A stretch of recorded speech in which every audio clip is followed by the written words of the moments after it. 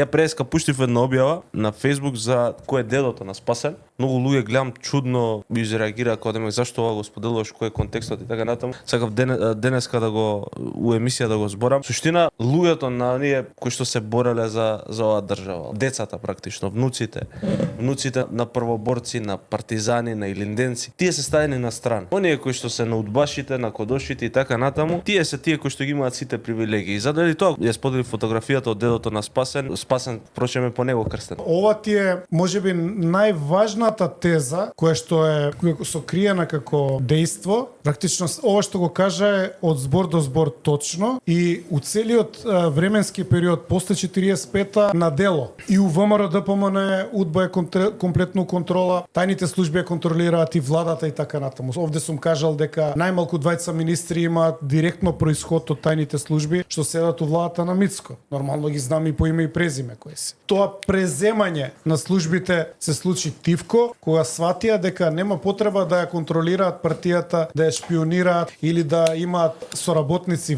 внатре во неа кои што ќе се сокриени. Они сватија дека може комплетно да ја преземат партијата и да им биде под контрола. Така што сега во моментов тајните служби најзасилено, најотворено ја држат целата влада, целата партија во заложништво. Тие што беа за Македонија, тие се сите каталогизирани и се тргнати. И никој не се обидува тоа да го замаскира.